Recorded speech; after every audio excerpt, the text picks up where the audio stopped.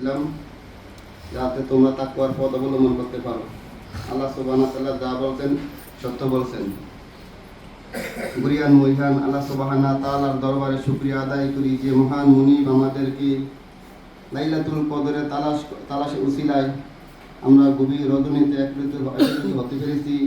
সেই জন্য সে আল্লাহ সুবহানাহু ওয়া তাআলার দরবারে শুকরিয়া আদায় করে বলছি আলহামদুলিল্লাহ।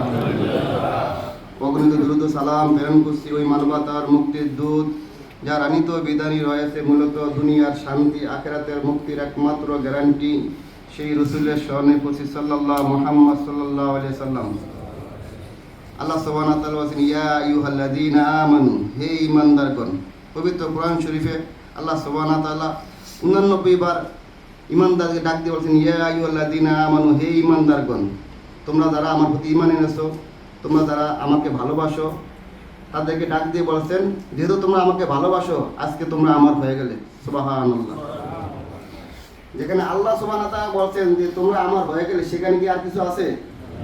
এবং এইবার পরে বলছেন যেহেতু তোমরা আমার হয়ে গেলে, এবার আমি তোমাদের ডাক দিয়েছি কুতিবা আলাইকুম সিয়াম, তোমাদের উপর রোজা ফরজ করা হয়েছে।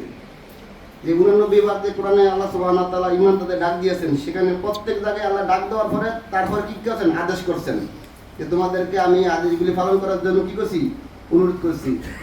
আল্লাহ সুবহানাহু ওয়া তাআলা পবিত্র কোরআন শরীফে বলেন ঈমানদার লোকেরা হচ্ছে আমি আল্লাহ সুবহানাহু ওয়া তাআলার বন্ধু, আর ঈমানদাররা হচ্ছে আমার বন্ধু। সুবহানাল্লাহ।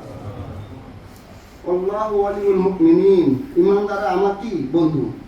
কারণ যেখানে আল্লাহর বন্ধু আমরা হয়ে গেছি, সেখানে আমাদের কোনো টেনশন আছে? কোনো চিন্তা আছে?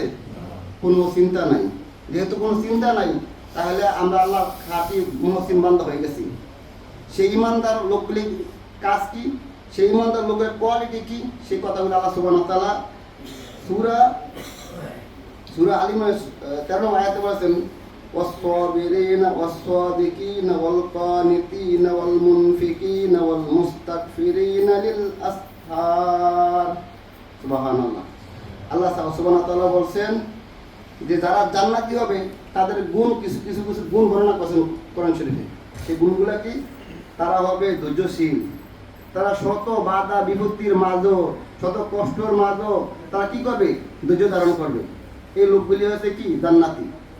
তারপর বলছেন তারা হবে সত্যবাদী দুনিয়াতে, তারা শত অন্যায় অত্যাচার পরও তারা কি করবে? সত্য কথা বলবে। বন্দুকের সামনে গিয়েও তারা কি বলবে? সত্য কথা বলবে। এই লোকগুলি হচ্ছে কি? জান্নাতি।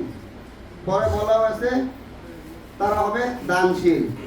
যারা আপনারা এই মসজিদে সব সময় দান করেন, বিপদ আপদে দান করেন, দেশে সমস্ত সমস্যা